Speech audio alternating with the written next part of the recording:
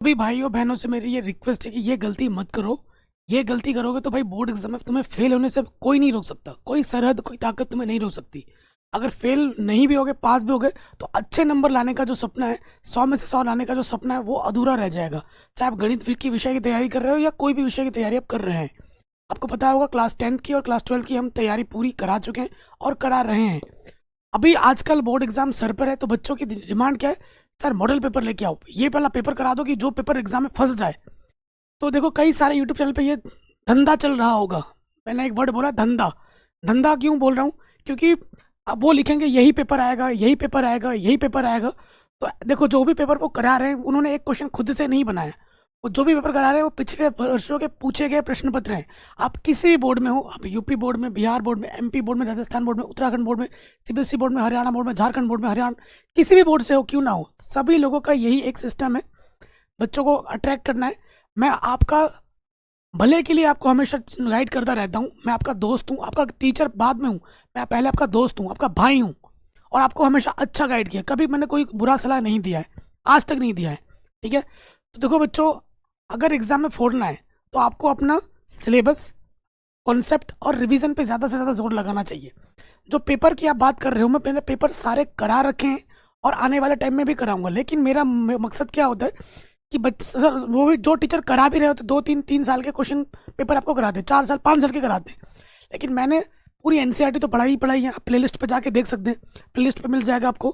ठीक है, अगर प्लेलिस्ट पे जाके देख सकते हैं, प्लेलिस्ट पे जाओगे तो यहाँ स्क्रॉल करोगे, सारे प्लेलिस्ट मैंने बना रखे हैं, क्लास 9 10 11 12 सारा आपको मिल जाएगा। कोर्सेज वाले फीड पे जाओगे तो कोर्सेज आप में आपको दिख जाएगा। ठीक है, सारा कोर्सेज बना रखा है, 10th के लिए है, 12th के लिए। देखिए ऑब्जेक्टिव क्वेश्चन का है, इंपॉर्टेंट क्वेश्चन का है, सारा सीरीज बना रखा है। तो आपको क्या करना है, अगर गणित की ही मैं बात करूं, आप एनसीईआरटी कीजिए। एनसीईआरटी के बाद आपको वन शॉट रिवीजन मिलेगा और चैप्टर वाइज इंपॉर्टेंट क्वेश्चन मैंने करा रखे हैं, जिसमें ऑब्जेक्टिव सब्जेक्टिव बस आप उनको ही कर लो। जो मैंने चैप्टर वाइज इंपॉर्टेंट क्वेश्चन है, जैसे अभी क्लास 12th के लिए मैं करा रहा हूँ, क्लास 10th के लिए करा रहा हूँ, 13 days 13 चैप्टर।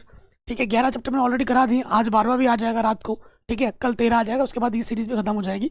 मैंने ऑलरेडी कराया हुआ था चैप्टर वाइज, आप देख सकते हैं, ये 122 लेसन है।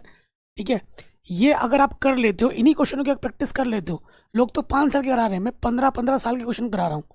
ठीक है, और मैं जो क्वेश्चन कराता हूँ, क्वेश्चन एग्जाम में बच्चे खुद बोलते हैं सर आपने जो पढ़ा है वही एग्जाम में है।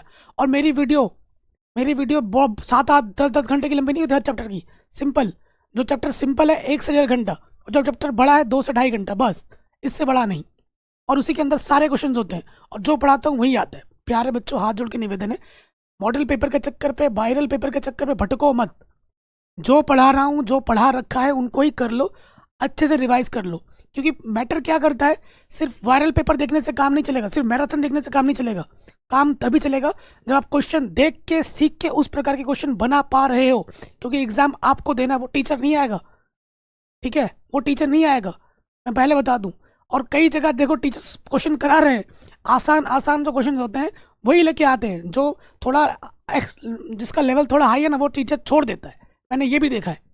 ठीक है, और एक ही प्रकार के कंटेंट को बार बार घसीट घसीट के वही आपको दिया जा रहा है। तो इन सब से बच के रखो, आपके लिए आपका समय बहुत अनमोल है। ठीक है, अपनी सेल्फ रिवीजन पर, सेल्फ प्रैक्टिस पर और सेल्फ स्टडी पे ज़्यादा फोकस करना है आपको। सारा कंटेंट बना रखा है, आप लाइव क्लासेस से बच के रखो। इस टाइम पे ज़्यादा ज़रूरी है, आपके लाइव क्लास से ज़्यादा इंपॉर्टेंट है रिकॉर्डेड क्लास।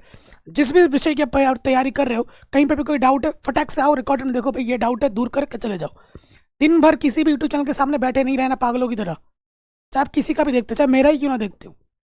ठीक है, लाइव क्लासेस तो बच के रहो, अपनी तैयारी पे ध्यान दीजिए, मैं बार बार बोल रहा हूँ।